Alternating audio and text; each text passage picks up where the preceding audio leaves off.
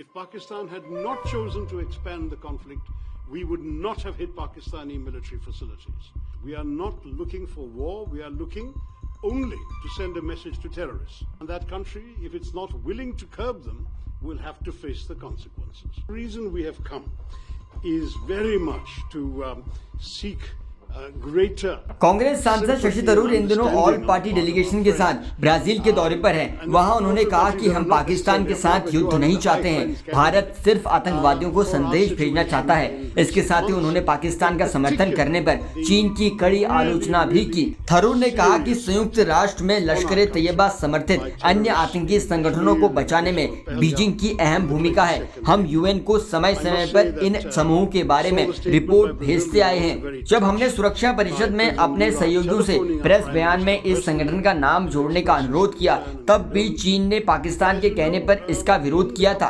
आगे थरूर ने कहा कि आज हम और आप दोनों इस सुरक्षा परिषद का हिस्सा नहीं हैं। ये स्थिति बदलनी चाहिए, हमें एक साथ परिषद में होना चाहिए। थरूर ने इस बात को ब्राजील के पूर्व विदेश मंत्री और संयुक्त राष्ट्र में ब्राजील के पूर्व राजदूत सेल्सो एमोरिम के साथ चर्चा के दौरान कहा। उन्होंने कहा कि भू राजनीतिक गठबंधनों के कारण भारत को अंतर्राष्ट्रीय स्तर पर आतंकवाद से लड़ने में मुश्किलों का सामना करना पड़ता है। ब्राजील में शशि थरूर ने संयुक्त राष्ट्र सुरक्षा परिषद में कुछ सुधारों पर बात की है। ब्राजील के बाद थरूर अमेरिका जाने वाले हैं। फिलहाल पहलगाम आतंकी हमले के बाद ऑल पार्टी डेलीगेशन दुनिया में जाकर पाकिस्तान के आतंकी मंसूबों को दुनिया के सामने रख रहा है।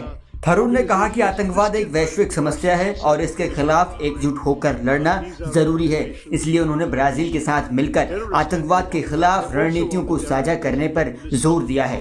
भारत और ब्राजील के बीच संबंधों में पिछले कुछ वर्षों में सुधार हुआ है। दोनों देशों ने विभिन्न क्षेत्रों में सहयोग बढ़ाने के लिए कई समझौतों पर हस्ताक्षर भी किए हैं। थरूर ने इस बात पर भी जोर डाला कि दोनों देशों के बीच सांस्कृतिक और आर्थिक संबंधों को और मजबूत करने की आवश्यकता होगी। थरूर का कहना है कि हम आतंकवाद के खिलाफ अपनी लड़ाई के लिए एकजुट हैं और अन्य देशों से भी एकजुटता चाहते हैं।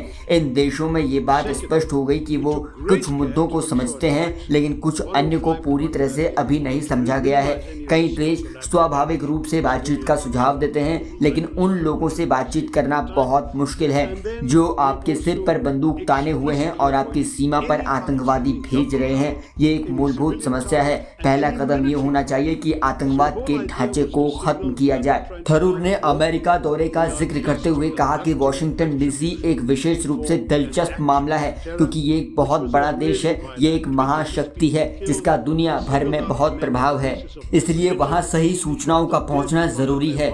हम अलग अलग लोगों से बातचीत कर रहे हैं, जिनमें सरकारी अधिकारी, सीनेटर और कैपिटल हिल के कांग्रेस सदस्य शामिल हैं। हम थिंक टैंक्स और विदेश नीति में विशेषज्ञता रखने वाली संस्थाओं के भी टच में हैं और उन सभी से मुलाकात कर पाकिस्तान के मंसूबों को उन तक बता रहे हैं।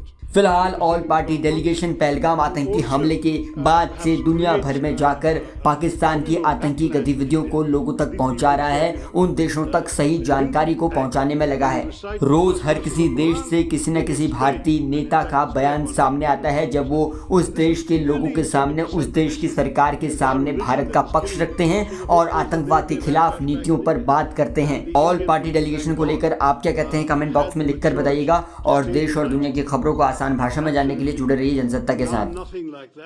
There were heightened tensions for maybe 24 hours, some minor incidents in university campuses and so on, but thereafter the whole country rallied behind. And in fact, once the operation started, you would be so impressed to see the strength of opinion of all sections. And in fact, I'm proud to say that every one of our parliamentary delegations going around the world has this diversity of religion I mentioned.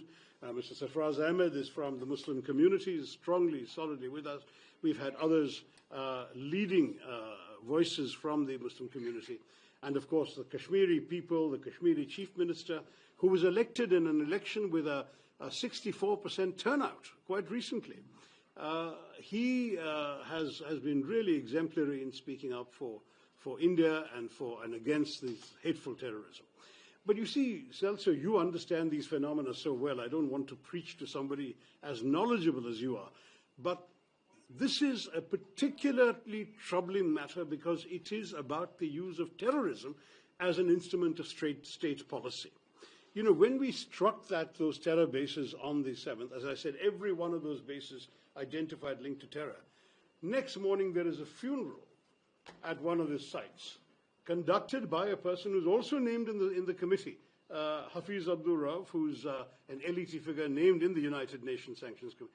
He is conducting the funeral, and look who's attending. Uniformed officers of the police and military of Pakistan. These are all military officers, and there are a couple of police people, senior officials.